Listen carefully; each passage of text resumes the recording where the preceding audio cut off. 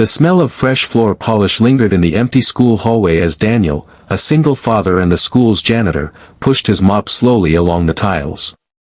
His shift was long, his back often ached, but the thought of his 7-year-old son, Ethan, asleep at home waiting for breakfast with Dad in the morning, kept him going. Daniel had learned to live with little, but never with a little kindness. That was one thing he gave freely to everyone he met. It was a Tuesday afternoon when Daniel first noticed her, a tiny girl with big, tear-filled eyes sitting alone in the corner of the hallway. Her backpack was clutched tightly to her chest as if it were the only thing holding her together. He'd seen her before, always silent, never speaking a word, even when teachers tried. Today, though, she looked more lost than ever. Daniel crouched beside her. "Hey, kiddo," he said softly, his voice warm like a comforting blanket. "Did you lose something?" The girl glanced up, her lips parted slightly but no sound came out. She just shook her head, eyes brimming with tears. Daniel offered a kind smile. "That's okay. You don't have to talk. Want to see something cool?" He pulled a clean rag from his pocket and twisted it quickly into the shape of a floppy-eared puppy. The girl blinked, her tears pausing for a moment as she reached out to touch it. A tiny giggle escaped her, the first sound he'd ever heard from her. Daniel's heart swelled. "I call him Mobster," he whispered. "He's my helper. He likes new friends."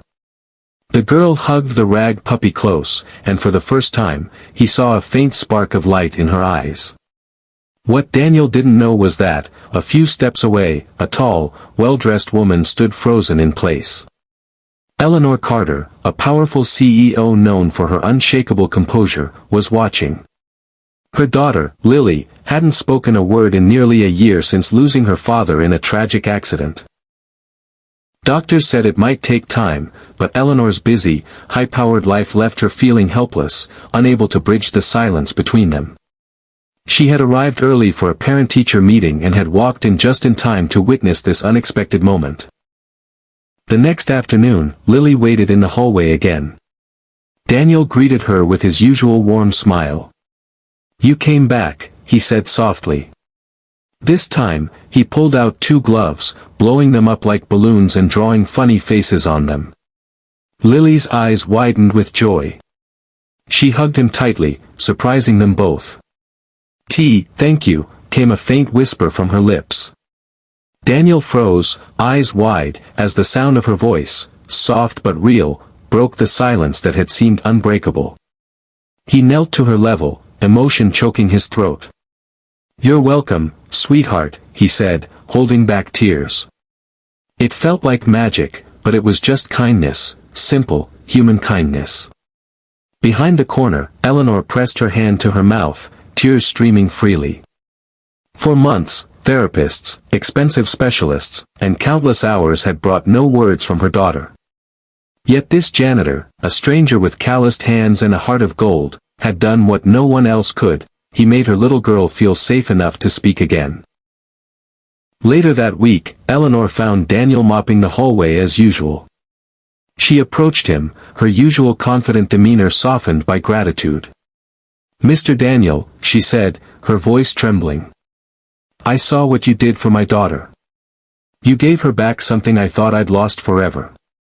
Daniel, bewildered, shook his head. "Ma'am, I didn't do much. I just listened without words." Eleanor's eyes glistened. She extended a small envelope. "Please, let me." But Daniel gently pushed it back. "No, ma'am. Kindness isn't something you sell. I just hope she keeps smiling, that's enough for me." For a moment, the powerful CEO felt small, humbled in the best way. She bent down, hugged her daughter tight, and whispered, "See, sweetheart. There are still angels in this world." From that day forward, Lily met Daniel every afternoon, and each time, her voice grew stronger. She began to laugh again, to tell stories, to share dreams of becoming a teacher. Eleanor watched, learning a priceless lesson she'd forgotten: money and power couldn't heal every wound, but compassion could. Weeks later, Eleanor arranged for Daniel to receive a surprise promotion, officially as the school's Student Happiness Ambassador, a fancy title that came with better pay, more time with his son, and a warm place in the hearts of every child he touched. As he walked home that evening, holding Ethan's hand, Daniel smiled at the sunset. Sometimes, he thought, the smallest act of kindness can echo louder than any words. And for one little girl, it had unlocked a voice the world thought was gone forever. Because when humanity shows up, not in riches, but in kindness, it creates miracles no one sees coming.